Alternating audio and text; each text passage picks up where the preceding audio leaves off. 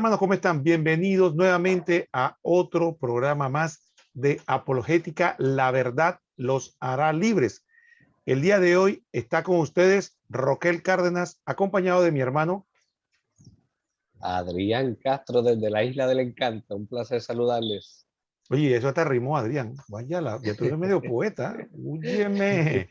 Muy bien, y es un placer. Estamos aquí entre hermanos. Estamos tratando de conversar un poco, porque esto es más que una exposición, diríamos, de esas magistrales, de esas de teólogos, de especialistas. Más que todo es una reunión de hermanos, donde nosotros queremos conversar con ustedes lo que a su vez hemos recibido de la Iglesia Católica. Adrián, ¿cuál es el tema que vamos a hablar el día de hoy? Vamos a estar tocando lo que es ese ministerio petrino. Vamos a estar hablando sobre la figura de el Papa. Vamos a estar aclarando de dónde surge, cómo surge, el por qué y el para qué surge, y todo un marco desde los tiempos del Antiguo Testamento hasta hoy día, cómo el Señor ha permitido que exista esta realidad que muchas personas, ya sea por prejuicio o por ignorancia, desconocen o no aceptan. Así que esperamos que este aporte que vamos a estar haciendo en este programa sea de bendición para todas las personas que tienen acceso al mismo.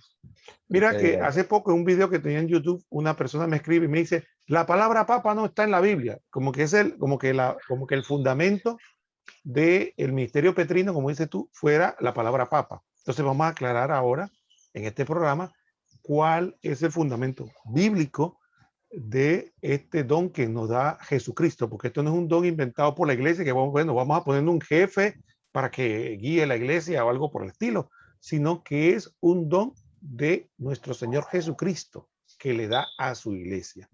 Entonces, Adrián, entonces todos sabemos que Dios, Jesucristo, elige a sus apóstoles de manera personal. Él se va a la montaña y él un día ora y elige a lo que llamamos nosotros sus 12 apóstoles.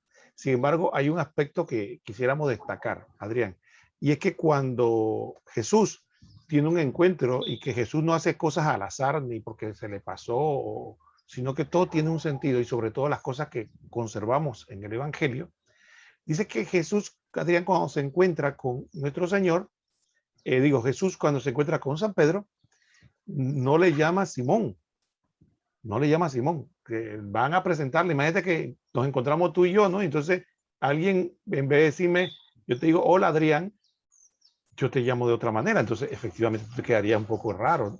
Oye, ¿por qué Roquel me está llamando de esta manera? Imagínate la sorpresa de Simón cuando se encuentra con Jesús y le pone otro nombre.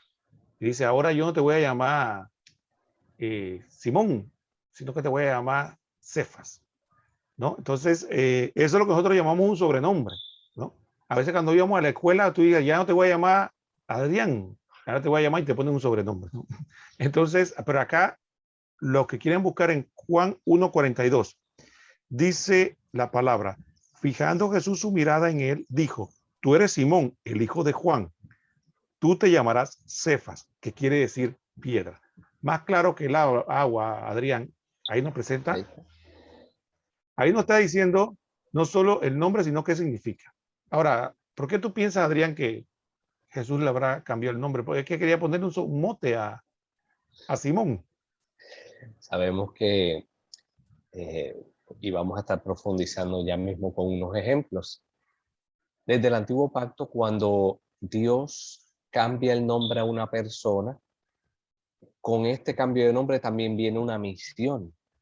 Entonces, más adelante vamos a entender el porqué de ese cambio de nombre y la misión que el Señor estaría encomendando, en este caso, a Simón.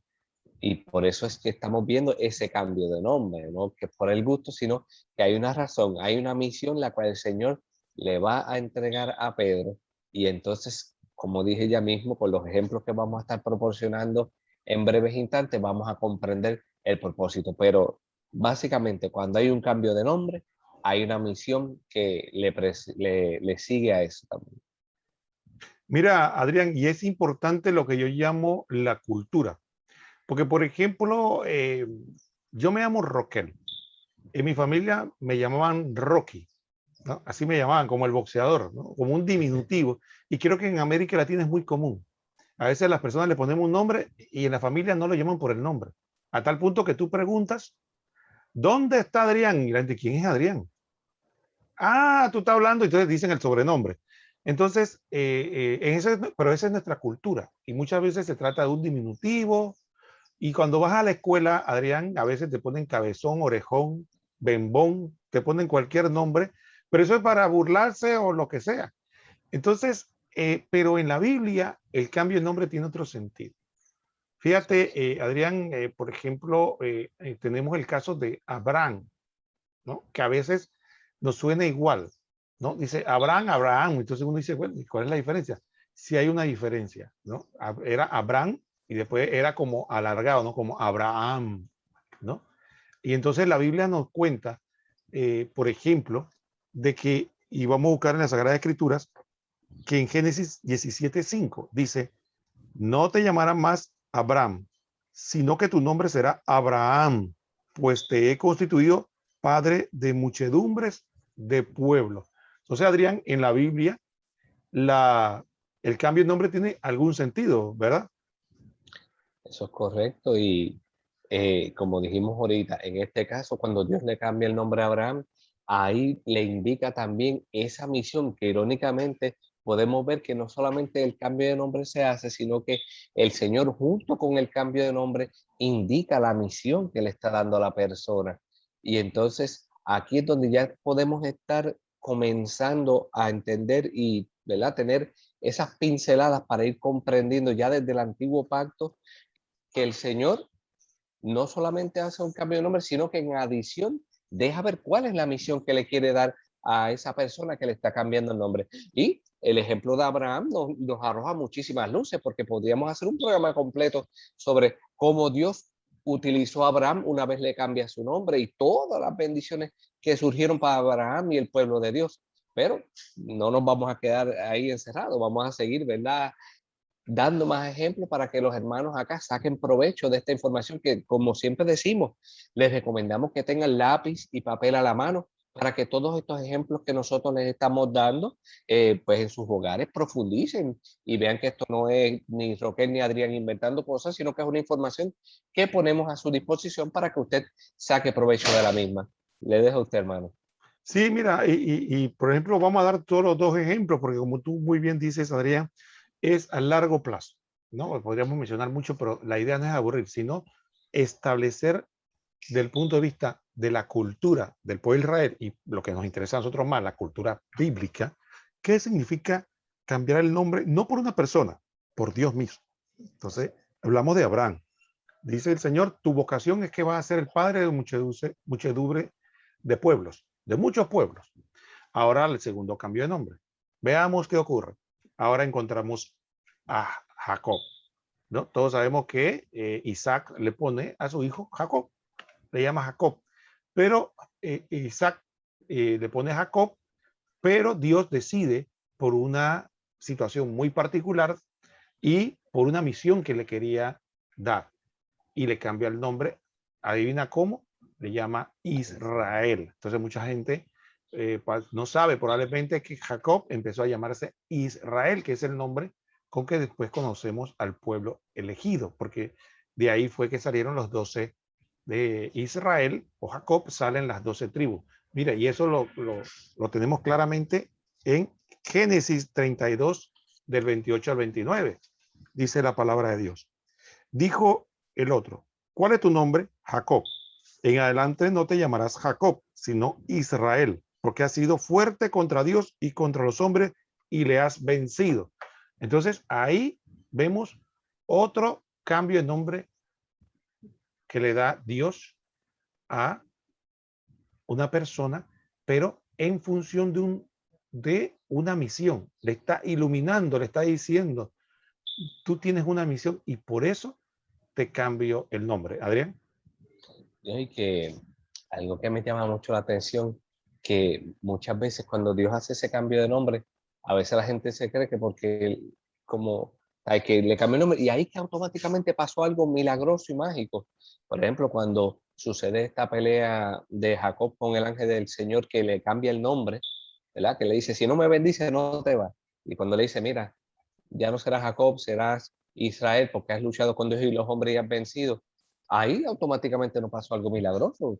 Sí, pudiera haber un encuentro espiritual que cambió su vida, pero vemos a través de ese relato histórico que él pasó las 1001 hasta que se reconcilia con su hermano y entonces posteriormente es que comienza esa obra. Y si tomamos esto y lo llevamos al nuevo pacto con el aspecto de Simón, que se le cambia el nombre a Pedro, Cefas, muchas veces, ¿verdad? Cuando nosotros traemos el ejemplo de cómo Dios le cambia el nombre a Simón, muchas personas rápido saben, no, pero, ¿y qué pasa ahí si él viene y negó al Señor y allá le picó la oreja a uno y allá dudó y resaltan todo lo negativo? Volvemos a lo mismo. Si vamos al antiguo pacto, cuando Dios cambia el nombre a Abraham, cuando cambia el nombre a Jacob, ahí automáticamente no fue que pasó las cosas. Dios le cambia el nombre, le indica la misión y posteriormente es que Dios hace la obra en esa persona. Es importante que las personas tengan claros estos detalles, porque a veces se nos pasa y pensamos que Dios hace como una varita mágica y todo Dios lo obra a través de procesos. Eso no es, hermano.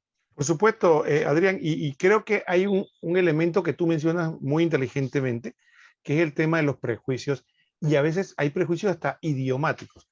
Y mira, Adrián, pero yo he tenido la oportunidad de que cuando converso con algunos hermanos sobre esto, me doy cuenta de que no hacen la asociación. Miren, dijimos que Jesús en el Evangelio según San Juan se encuentra con Simón y le dice, tú te llamarás Cefas, que aparece en otro texto en el Nuevo Testamento. Sin embargo, en otros evangelios se habla no de Cefas, sino de Pedro.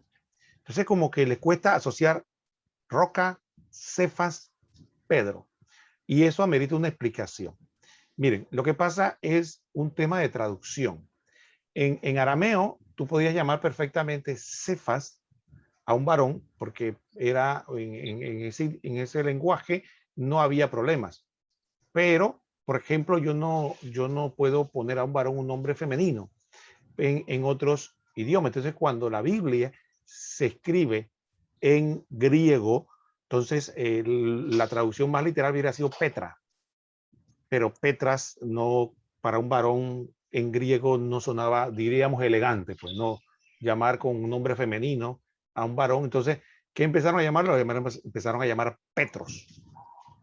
Petros, que fue lo que después se tradujo al latín y después al español queda Pedro.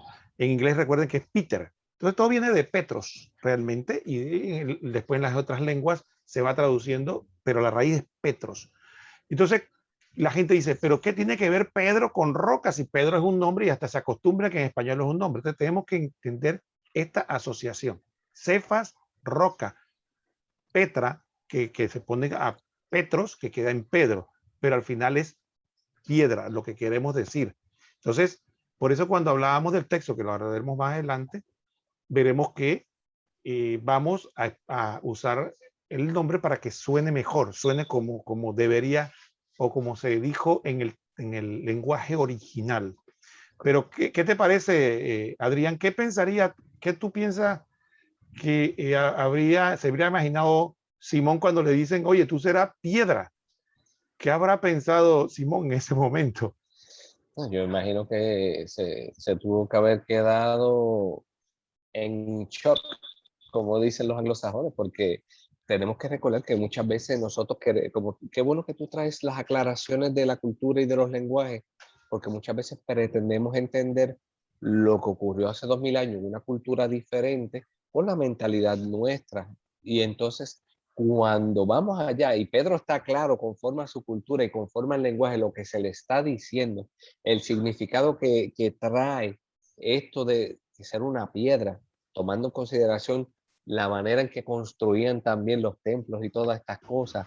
Él claramente él tiene que tener claro lo que es que el Señor le está diciendo.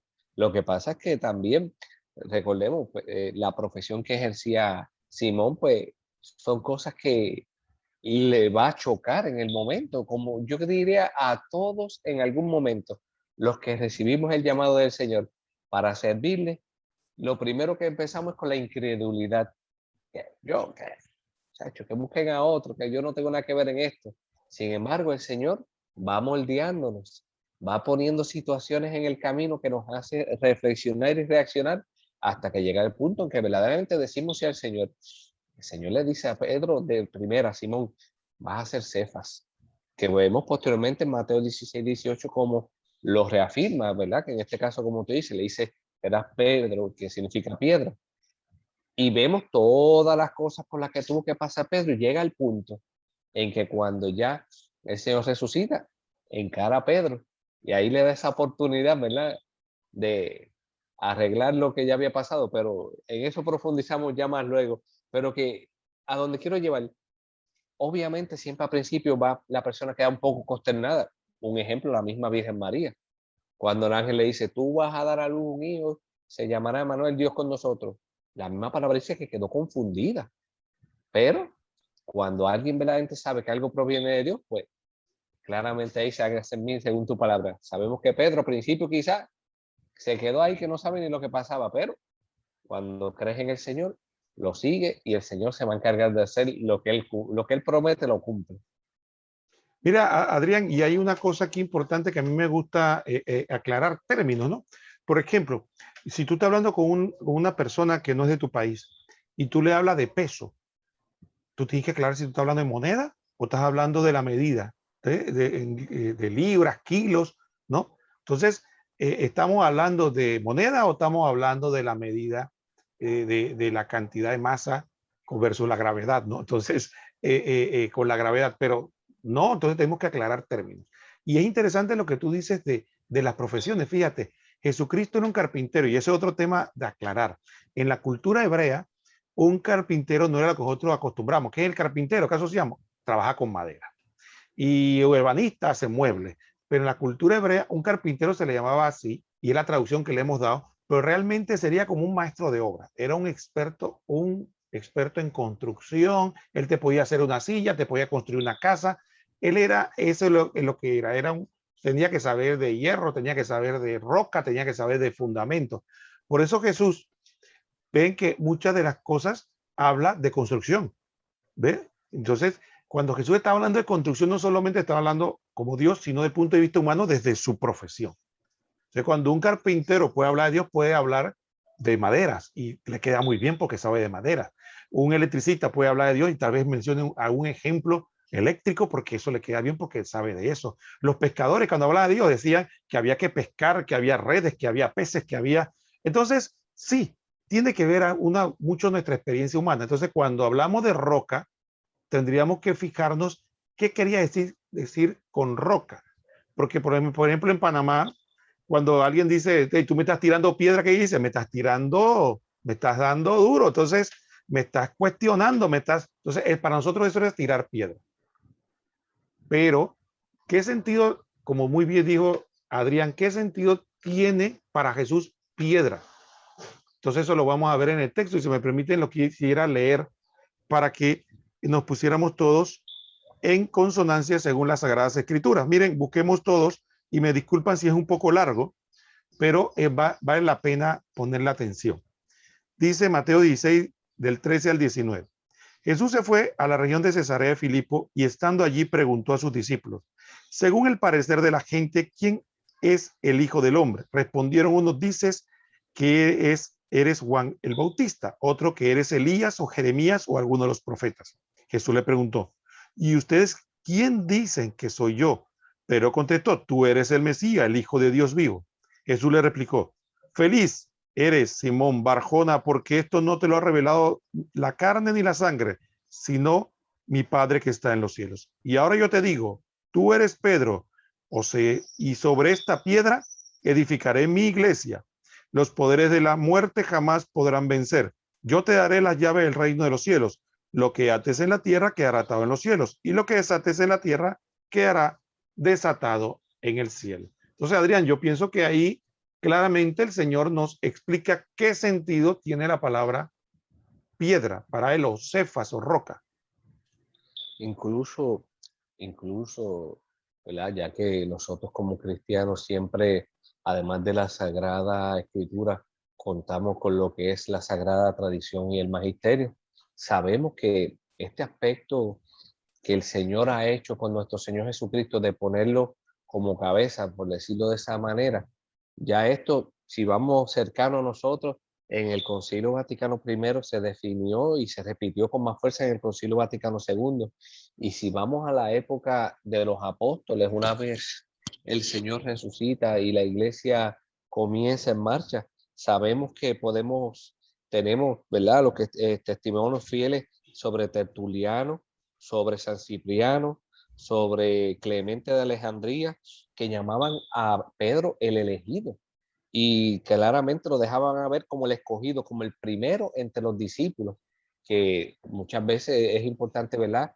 También complementar lo que es esa sagrada tradición y el magisterio, donde vemos históricamente, como hablábamos en el programa anterior, que esto no es, como dijimos, que abrieron un polvo, echaron agua y aquí tienes el Papa, no.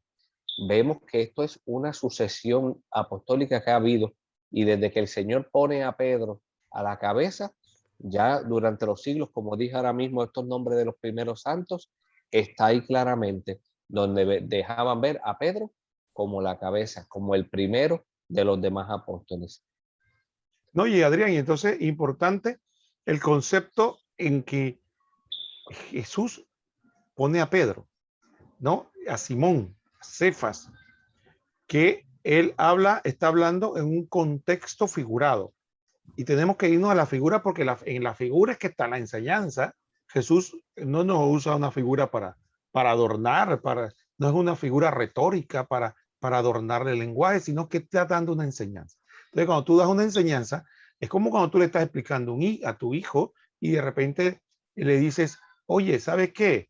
Los acontecimientos de la vida son como el viento, que a veces van en una dirección y en otra. Entonces, tú estás usando la figura del viento que tiene una experiencia y tiene que encontrar qué sentido tiene ese viento con lo que estás explicando.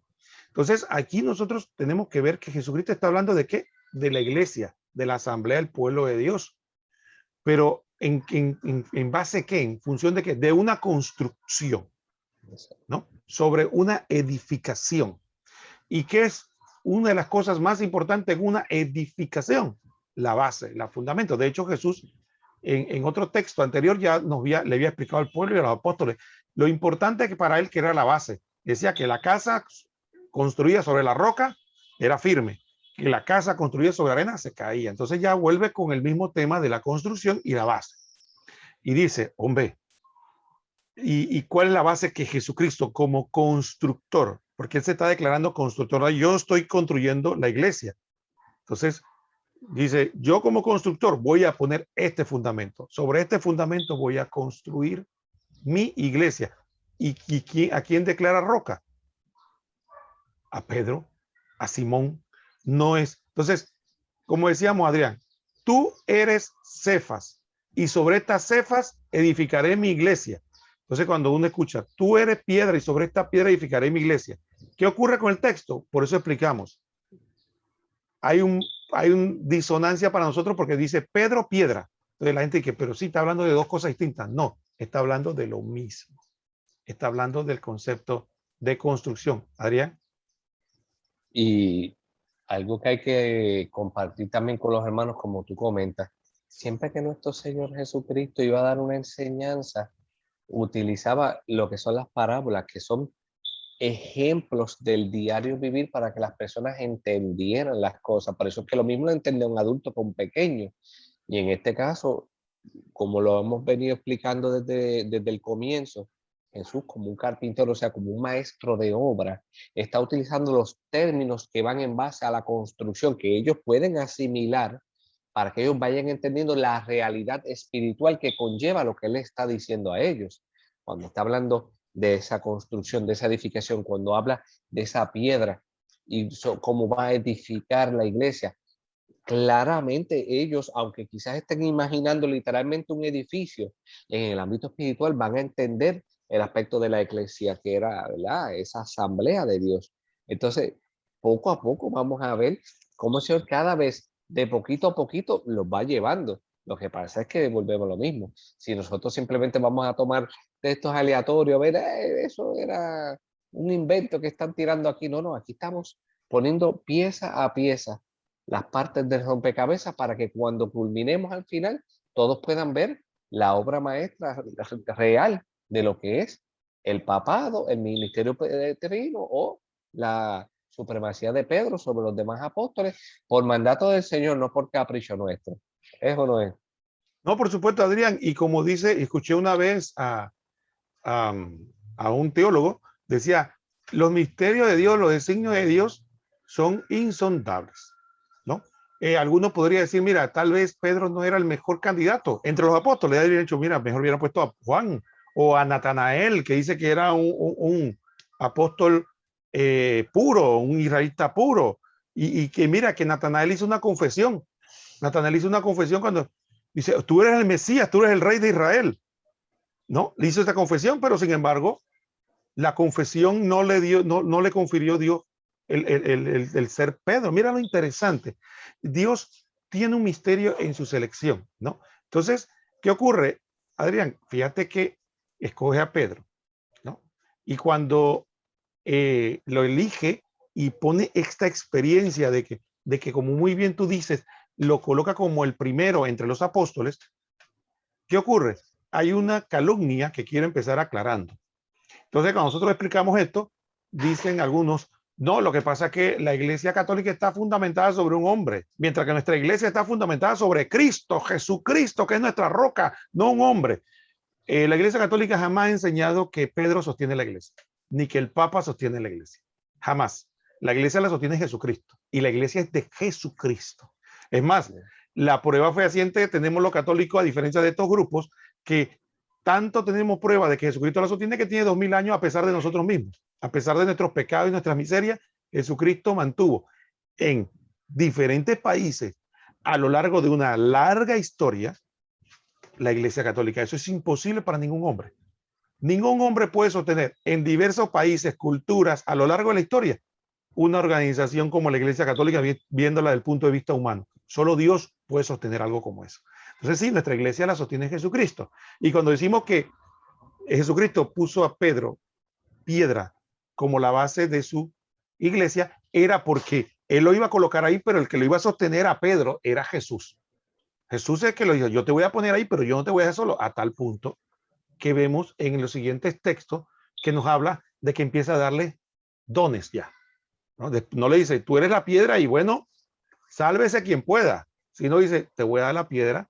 ¿Y qué te parece, Adrián? Vamos a hablar del primer don, que dice que entregar las llaves. ¿Qué sería entregar las llaves, Adrián, para Pedro? Entregar las llaves no es otra cosa que darle la autoridad como si fuera él mismo el que estuviera haciendo las cosas. Claramente el Señor cuando le dice, te daré la llave del reino de los cielos para que lo que ates en la tierra quede atado en el cielo y lo que ates, ¿verdad? Y lo que desates en la tierra quede desatado en el cielo. El Señor está siendo claro y preciso, la llave del reino de los cielos, el reino que vino a instaurar Jesucristo aquí en la tierra. Pero muchas veces la gente dice, ok, está bien, pero es que esto para poderlo entender, tenemos que hacer como dijimos ahorita, tenemos que ver ya esa prefiguración que está presente en el antiguo pacto y entender que cuando un rey entregaba las llaves a su mayordomo, era como si el mismo rey estuviera haciendo las cosas, era una potestad que entregaba.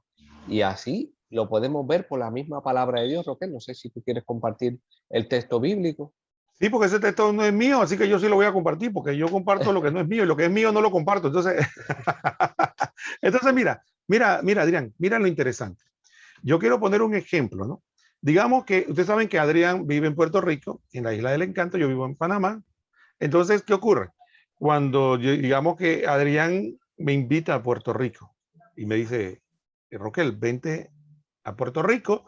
Fíjate, es más, no te puedes quedar en mi casa porque yo tengo una casa de campo, te la voy a prestar, ¿no? Entonces dice Adrián, yo digo, bueno, perfecto, yo llego a Puerto Rico, Adrián me recibe y dice, mira, aquí está lo prometido desde qué hace, me da la llave. Al darme la llave, Adrián no me está regalando la casa. Adrián no está diciendo, la casa es tuya, Roquel, no.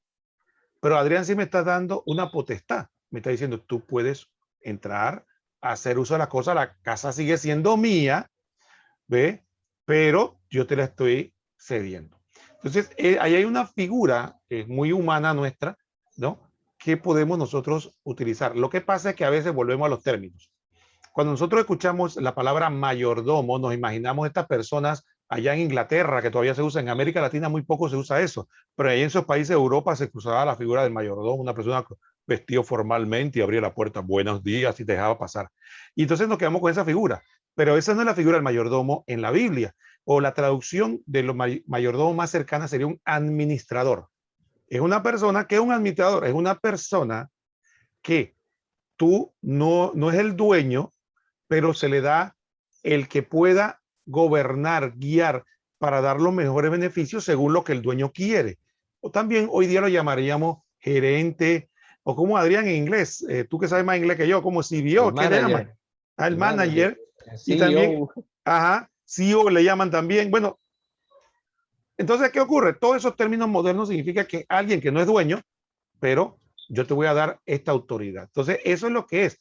Fíjate que en el rey David presentaban eso, y voy a, si me permite leerlo, dice Isaías 22, del 19 al 22, y vamos a poner en contexto, dice, estamos hablando de un mayordomo, de alguien que era el administrador de la casa de David, y que le iban a dar una llave. Esa llave no era que era la llave maestra que abría todas las puertas, era un símbolo de autoridad. Tú eres la persona que, después del rey, tú vas a gobernar en esta casa. Mira lo que dice. Aquel día llamaré a mi siervo Eliaquín, hijo de Hilquías. Le revestiré de tu túnica con tu fajín, le sujetaré tu autoridad, pondré en su mano y será él padre para los habitantes de Jerusalén y para la casa de Judá. Pondré la llave de la casa de David sobre su hombro, abrirá y nadie cerrará, cerrará y nadie abrirá. ¿Qué te parece, Adrián? Muchachos, si con esto las personas no entienden el paralelismo que estamos trayendo aquí, pues, o una de dos, o es porque no quieren, o porque sencillamente, ¿verdad? Eh, Están cegados espiritualmente, porque aquí estamos trayendo, como dijimos ahorita, lo que es la tradición judía, porque recordemos que Jesús era judío. Entonces, esta tradición de dar esa autoridad a el mayordomo o como, ¿verdad? O las palabras que quieran utilizar, ese administrador, ahora lo estamos trayendo al nuevo pacto. Cristo está haciendo lo mismo que se hizo en el antiguo pacto, pero en una nueva alianza.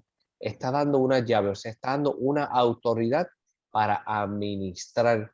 O sea que cuando las personas no vean a Cristo, a quien tienen que mirar con las llaves es a Pedro, que irónicamente, si nos vamos al antiguo pacto también, con las 12 tribus de Israel, todas las tribus para permanecer en el pueblo de Dios tenían que estar acatadas a una de las tribus. Pues ahora en el nuevo pacto, en vez de 12 tribus, 12 apóstoles, todos tienen que estar acatados a un apóstol. Y en este caso es Pedro.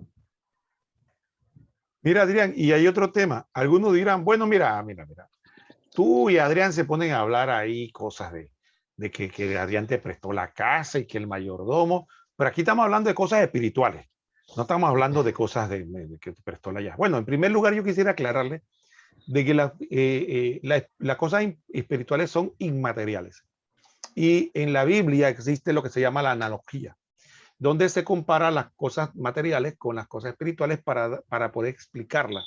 Porque si habláramos en un lenguaje puramente metafísico, creo que solo Santo Tomás de Aquino entendería, ¿no? Entonces, y en la Biblia, por eso se usan esas figuras, porque están hablando para personas como yo, que tienen limitada inteligencia y que necesita, o si usted es una persona supremamente inteligente y que no necesita eso, vamos a ponerle otro texto, donde Jesús habla ya de las llaves, pero en un sentido más espiritual. Fíjense que en el Apocalipsis se habla de que Jesús compara ya las llaves en un sentido espiritual. Miren lo que dice Apocalipsis 3, del 6 al 7. El que tenga oídos, oiga lo que el Espíritu dice a las iglesias.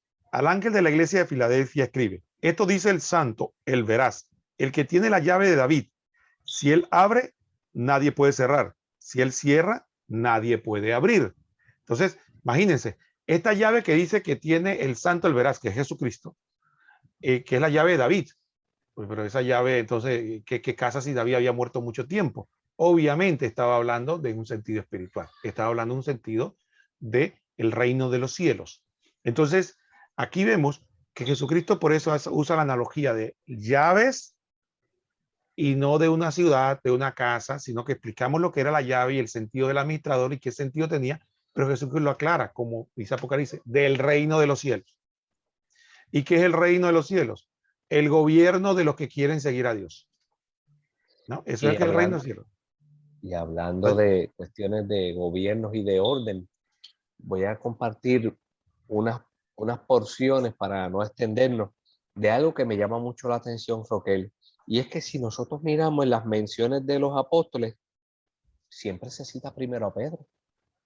Eso es algo que cuando miramos, Pedro es el que está ahí. Y, por ejemplo, en Mateo se llama expresamente a Pedro el primero, Mateo 10:2.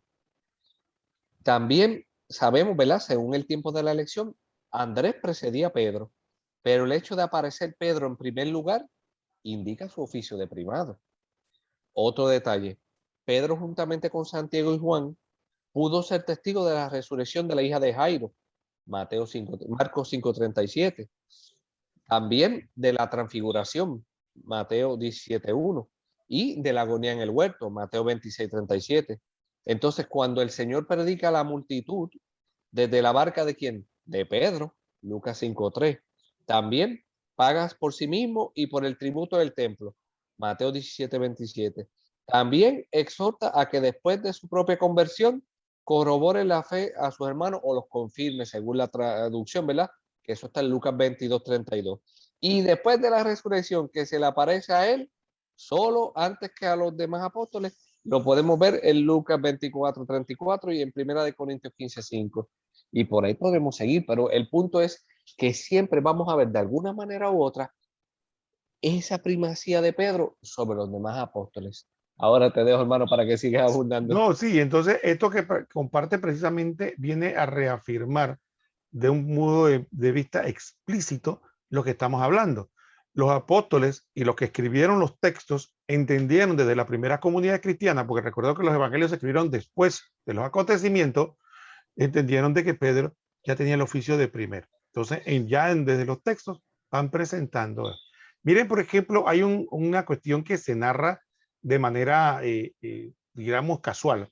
Pero fíjate, Adrián, que en la resurrección de nuestro Señor se nos dice que Pedro efectivamente estaba, Juan y Pedro salen corriendo a la sepultura. Y llega Juan primero porque está más joven, ¿no? Entonces, cuando llega Juan, viene Pedro detrás y él lo espera. ¿Por qué lo espera? Porque ya de ese momento le estaba mostrando que tenía, él por la emoción llegó primero, pero después entró en cuenta, oye, si el primero es Pedro, que él vea primero lo que está pasando, ¿no? Y entonces, efectivamente, ahí vemos otro ejemplo, ¿no? Y que podríamos mencionar mucho. Pero Adrián, entonces, hablamos ya de la piedra, hablamos de las llaves. ¿Qué nos puedes comentar acerca de atar y desatar? ¿Qué te podríamos entender nosotros eso por atar y desatar? Ahí tomamos, como estábamos comentando, esa autoridad de que toda decisión tomada por, en este caso, el administrador, va a ser avalada automáticamente por el Señor. Un poco de poesía a la misma vez, como tú dices, rimando.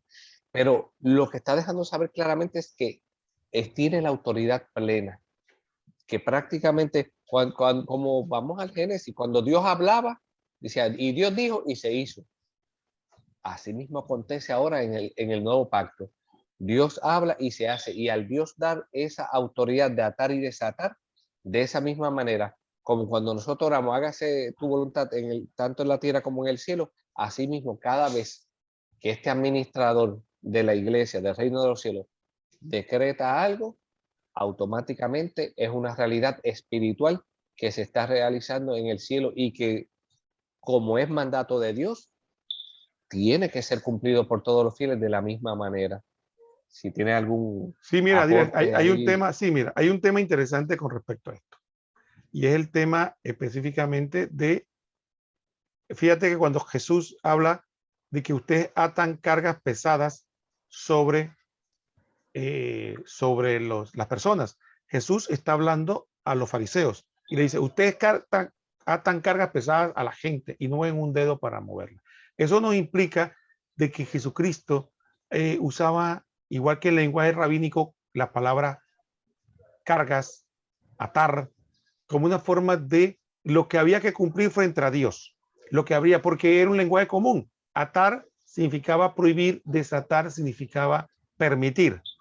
Entonces vuelve Jesús a reafirmar y dar una autoridad, no solo de índole administrativa temporal aquí terrena, sino está diciendo que lo que ates, es decir, prohíbas, y lo que desates, es decir, permitas en la tierra, será avalado en el cielo. Ahora, entonces hay una cosa aquí, Adrián, interesante. La pregunta que uno podría hacerse, y eso es aperitivo para el siguiente programa, es, ¿quién se puede equivocar, Adrián? ¿Pedro o el cielo? ¿Quién que se puede equivocar en eso de atar y desatar? Es decir, en pocas palabras, si el cielo no se quiere equivocar, ¿qué tiene que hacer? Evitar que Pedro diga algo que el cielo no quiere avalar. Entonces, de alguna manera, no solo le está dando la autoridad, sino que le está diciendo, Dios no va a permitir, porque Dios no va a avalarte ni va a autorizarte algo que Él no quiere, algo que Él no está de acuerdo, ¿no? Entonces, indirectamente le está diciendo que que si el cielo te lo va a avalar es porque tú vas a decir lo correcto. Entonces le está dando un don, no solo autoridad, sino que le está dando un don, porque el cielo no va a avalar un pecado, el cielo no va a avalar una insensatez. Entonces le está dando una autoridad y un don. Adrián. Y también, complementando todo esto, en el aspecto de atar y desatar, si miramos lo que es la terminología rabínica, o sea, se le está dando también la autoridad de lanzar la excomunión o de levantarla, en el aspecto, ¿verdad?, de lo que es congregacionalmente hablando, y también en el aspecto de poder interpretar la ley en el sentido de qué está permitido y qué no está permitido, que eso es otro detalle más, ¿verdad? Porque muchas veces en el tiempo de Jesús hablaba mucho de la ley, la ley, la ley, pues mira, ahí también al dar esa autoridad de atar y desatar, se da la autoridad de interpretar al margen verdadero de Dios, de la revelación plena, qué verdaderamente proviene de Dios y qué no, qué verdaderamente es lo que quienes están con Dios y quienes están en contra de él. No, y Adrián, y hay un tema que a mí me llama poderosamente la atención. Mira el prejuicio. Por ejemplo, Dios le da el don a seres humanos pecadores. No, mira a Abraham, por ejemplo. Abraham, Dios, el padre de la fe, pero Abraham cometió cosas, ¿no? Abraham mintió y le dio su mujer al faraón. Fue un hombre débil. Jacob, ¿qué hizo? Engañó al papá para tomar la bendición, ¿no? ¿No? ¿Y qué hicieron los hermanos de los patriarcas de, de, de Israel? No vendieron al hermano, pues, como esclavo y casi lo querían matar. Entonces, ¿qué es lo que se mezcla? Se mezcla aquí la realidad, ¿no? El don de Dios en medio de la humanidad, el pecado. El rey David dice que es el hombre que tenía el corazón según Dios. Hombre, y lo que hizo David está bastante feo. No solo tomó la mujer de su fiel soldado, no solo se conformó, la toma en cinta y en vez de enfrentar la situación y decir como pequé y cometí este adulterio, no, manda a matar al marido. Esa es la solución que él encuentra. Entonces, es una cosa bastante fea. Entonces, el decir que porque es pecado, cometió pecado, sin embargo, él se arrepintió. Dios lo perdonó y siguió siendo el rey David y sigue siendo el rey David, el hombre según el corazón de Dios a lo largo de la historia. Entonces, ahora el pobre Pedro no puede pecar, pues. No puede pecar porque entonces pecó y ya el don de Dios se desapareció. Miren, y hay un texto precisamente que lo ejemplifica, yo creo que de manera precisa. Cuando Jesús le hace la advertencia de que, mira, te van a zarandear, pero yo no te voy a quitar el don. Yo no te voy a quitar el don, sino que te lo voy a permitir. Mira, Diana, si me permites leer. Dice, estamos hablando de el texto cuando Dios le dice, Simón, Simón, mira que Satanás ha solicitado poder para cribarte como el trigo, pero yo he rogado por ti, para que tu fe no desfallezca.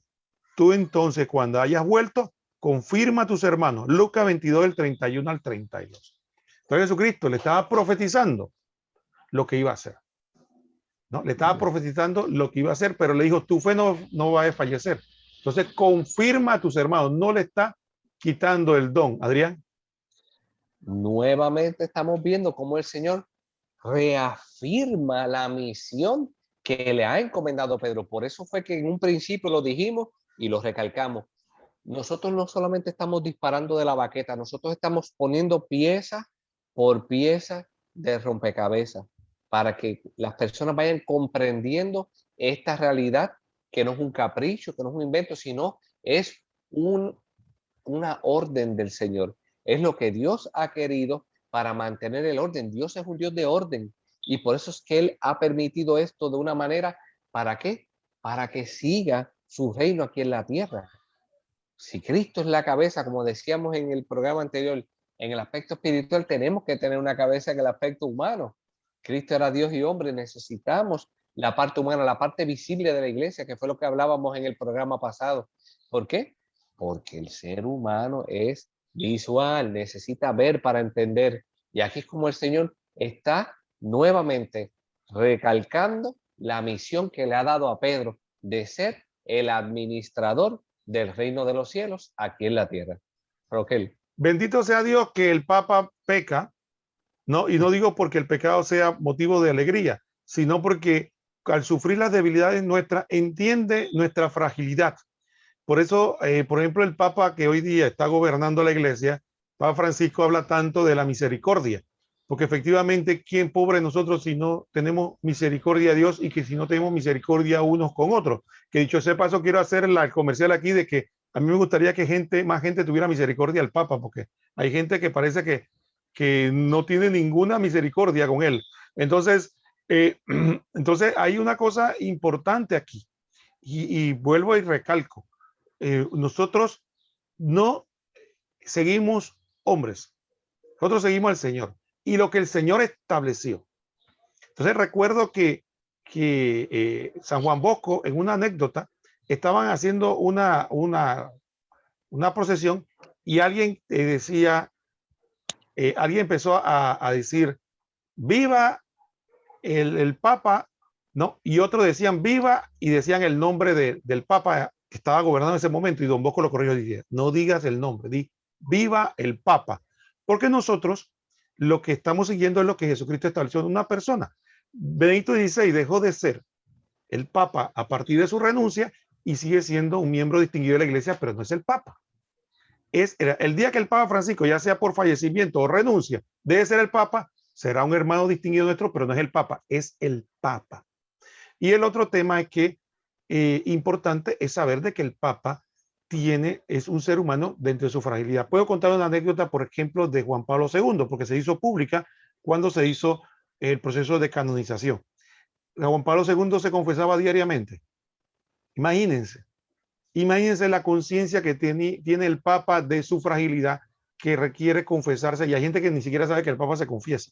Piensa que el Papa nos manda a nosotros a confesarnos y él no se confiesa. Él se confesaba diariamente.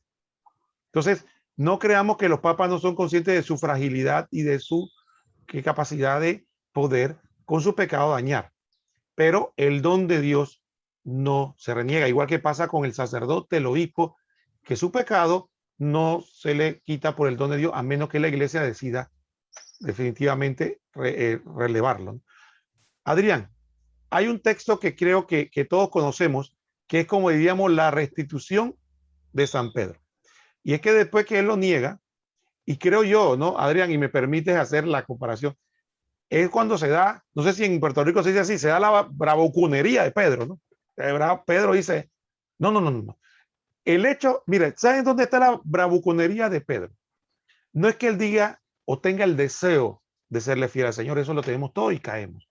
Si no sabes cuál fue la bravuconería, Adrián, cuando él dijo, aunque todos estos te abandonen, yo no. Yo digo, ahí está la cosa.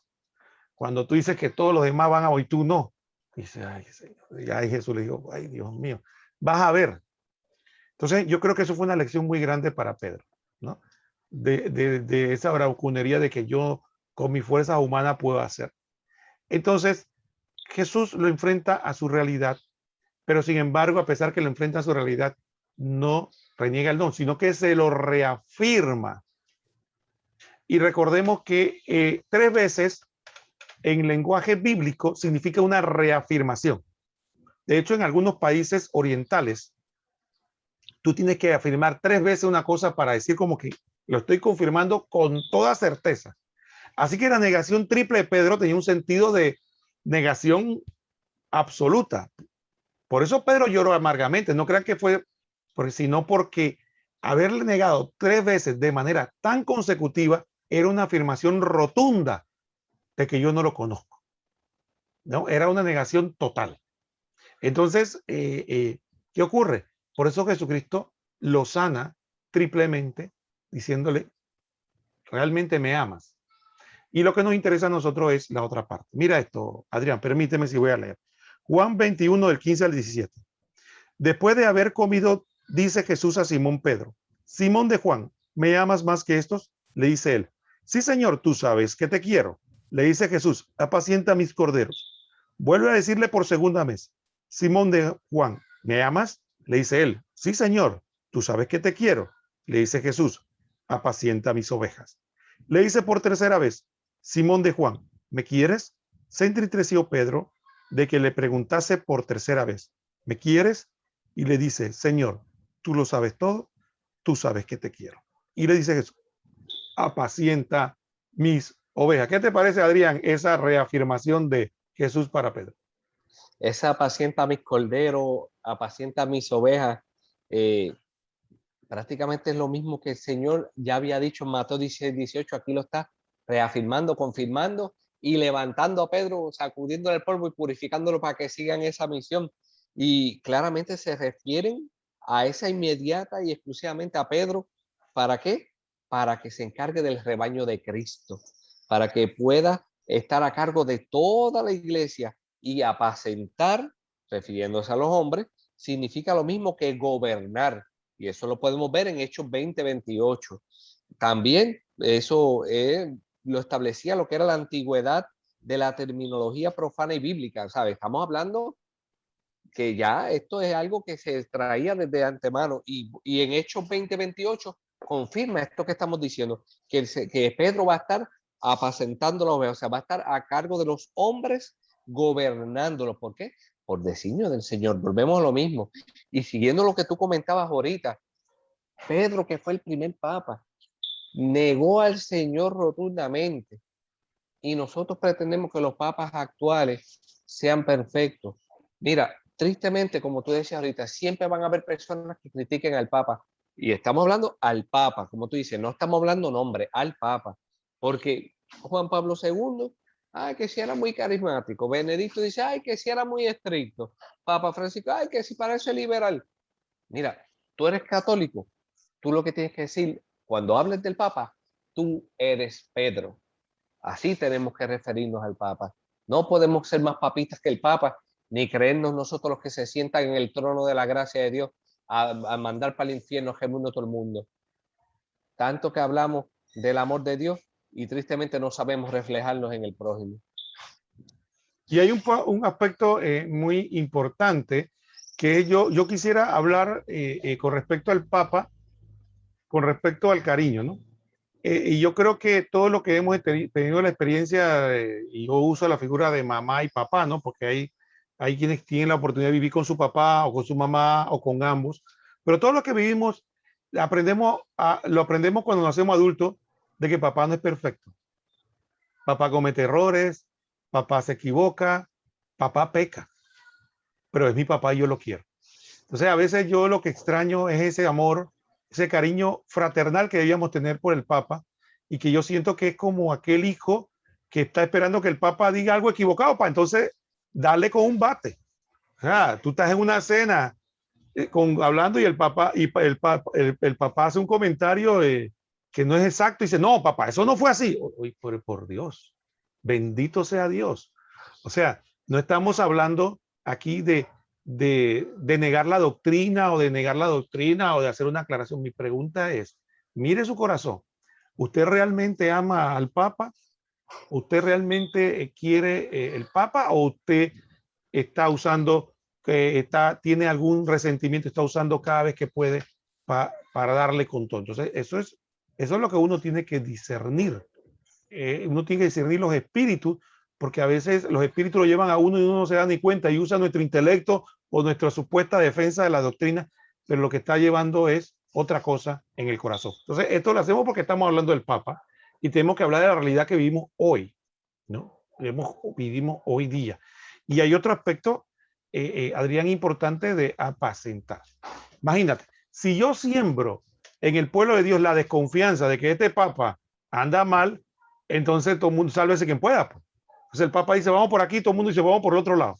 Entonces aquí no hay pastor, porque entonces yo mismo estoy desacreditando al que va a guiar, ¿no? Es como los hijos que le digan al papá, bueno, aquí tú no mandas. Bendito sea Dios. Entonces, si el papá no tiene autoridad, entonces, ¿cómo se va a gobernar esa casa? Pues? Entonces, cada uno haga lo que le dé la gana. Entonces, no. Papá puede tener defectos, papá se puede equivocar, pero papá sigue siendo la autoridad en la casa, porque alguien tiene que definir hasta que. Entonces, mira, Adrián, el otro tema, en la parte esa de apacentar, esta parte de apacentar. Fíjate, las ovejas, fíjate, hay cosas que no saben, algunas personas no sabrán sobre las ovejas. Las ovejas no tienen olfato. Las ovejas no saben dónde está el agua. Las ovejas no saben dónde está la comida. Las ovejas son uno de los animales más indefensos que hay. Hay que defenderlo de todo mundo. Es como un baby, que cualquier animal lo ataca. Entonces el pastor tenía que llevarlo donde estaba la comida. El pastor tenía que llevarlo donde hay agua. El pastor tiene que cuidarlo de los animales, ¿no? Entonces, efectivamente, esa figura de apacienta mis ovejas, si usted conoce la cultura, entendería que entonces lo que Jesús le está diciendo es que mi pueblo necesita eso. Mi pueblo necesita que tú lo alimentes, que tú le des del agua viva, que tú lo protejas de los que vienen a atacarlo, de los lobos, como se le llamaba a aquellos que venían a engañar al pueblo de Dios. Entonces, toda esa función que hacía el pastor es la que tiene que hacer Pedro. Adrián. Y claramente ya después de la ascensión a los cielos de nuestro Señor, Pedro ejerció su primado. O sea, desde el primer momento en que la comunidad primitiva tuvo ese puesto preeminente, fue quien dispuso la elección de Matías en Hechos 1:15. Es el primero en anunciar el día de Pentecostés el mensaje de Cristo, que es el Mesías muerto en la cruz y resucitado, Hechos 2:14. Da testimonio del mensaje de Cristo delante del Sanedrín, Hechos 4:8. Recibe en la iglesia el primer gentil, el centurión Cornelio, Hechos 10:1. Y también es el primero en hablar en el concilio de los apóstoles, Hechos 15:17. Y sabemos que cuando San Pablo marcha a Jerusalén, ¿a qué va? Va a conocer a Cefas, Gálatas 1:18. Que muchos hablan mucho de San Pablo para aquí, para allá, pero San Pablo primero tuvo que ir a entrevistarse con Cefas y Gálatas 1:18 lo deja ver claramente. Y hay un tema importante, Adrián, y ya porque lamentablemente, ¿sabes qué? Se nos está acabando el tiempo, nos quedan pocos minutos para terminar esto. Yo quisiera comentar una cosa importante. Hay gente que dice, mire, San Pedro no puede ser jamás el primado porque Jesús lo llamó Satanás, ¿no? En primer lugar, cuando se dio el acontecimiento ese de que San Pedro aconsejó mal a Jesús, él todavía no era el Papa, como muy bien Adrián acaba de explicar. Él todavía era un discípulo que estaba siendo enseñado por Jesús. Jesús le dice que le da esa autoridad cuando ya esté él en su ausencia de manera física, ya entonces él empieza a ejercer como Papa. El otro aspecto importante es que Jesucristo no le prometió a San Pedro impecabilidad, no le dijo que no iba a pecar, sino que lo que le prometió es que él no se iba a equivocar en el gobierno y la guía del pueblo de Dios. Entonces, eso es lo que esa es la protección que él le da a su iglesia. Esa es la protección que él le da. Solamente quisiera hacer un argumento antes de pasarle la palabra a Adrián, un argumento de tipo histórico. Analicemos algo. Usted se pone a imaginar que después de San Pedro hasta esta fecha, ¿cuántos papas ha habido a lo largo de toda la historia? ¿No? Y póngase a pensar en algo. Si esto fuera una institución humana, ¿no? Estamos hablando de 2000 años, ¿no?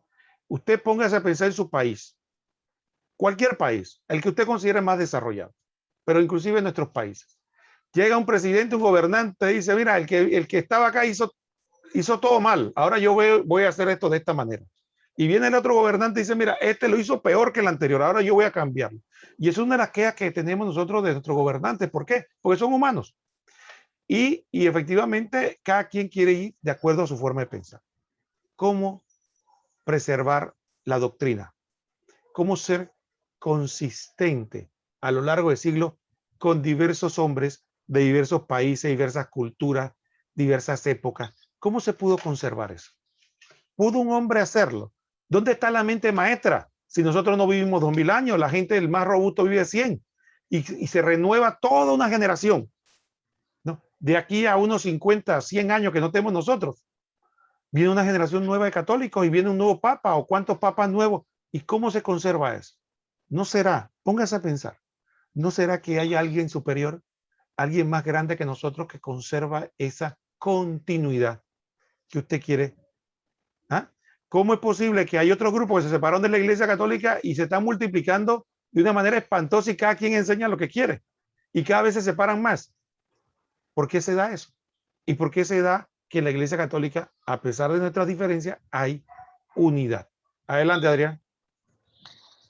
Claramente, los que tuvieron la oportunidad de ver el programa pasado sobre la verdadera iglesia de Cristo y están viendo en plenitud este programa de hoy, pueden entender cómo una cosa lleva de la mano a la otra. El Señor establece una sola iglesia y la da la autoridad a una sola persona. Y es por eso que esta tradición bimilenaria ha prevalecido, no por invento del hombre, no por capricho nuestro, sino porque así Dios lo quiso. El Señor dejó todo claro y como habíamos dicho en el programa pasado, que perseveraba en una sola fe, un solo bautismo, un solo Señor.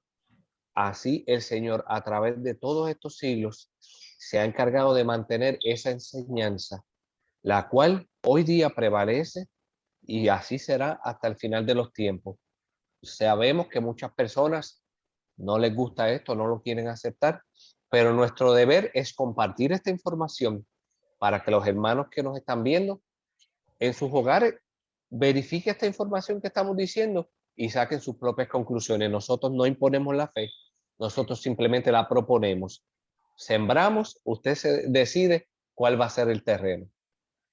Muy bien, hermanos. Ya de mi parte, yo le doy las gracias a Adrián y yo quisiera decirle que recordemos que nosotros nos vamos a mantener Dios mediante, si Dios lo permite, consistente en este programa, en este mismo día, este mismo horario, para que usted, y como saben, en las redes sociales, esto gracias a Dios queda ahí, para que si usted quiere de futuro referencia con este programa de la apologética, la verdad los hará libre. Queremos, como dice muy bien Adrián, compartir con ustedes este aspecto de la doctrina católica para que su fe se mantenga firme. Y si usted quería, usted no era católico o dejó de ser católico y quiere conocer qué piensan los católicos, en qué se fundamentan los católicos, atrévase, escúchenos. Si usted está en desacuerdo con nosotros, se lo respetamos, pero por lo menos ya tuvo la oportunidad de conocer no los prejuicios, no lo que le dicen, sino lo que enseña la iglesia conforme a su doctrina. Adelante, Adrián. Pues como siempre, agradecidos con el Señor que nos permite hacer este programa y agradecidos con todos los que nos están sintonizando, siempre exhortando a que compartan esta información con todos sus contactos para que la misma sea de bendición a todos y siempre orando para que sea Dios el que se glorifique con poder en nuestras vidas. Que pasen excelente día y que Dios los continúe bendiciendo enormemente. Que el Señor los bendiga a todos. Hasta pronto.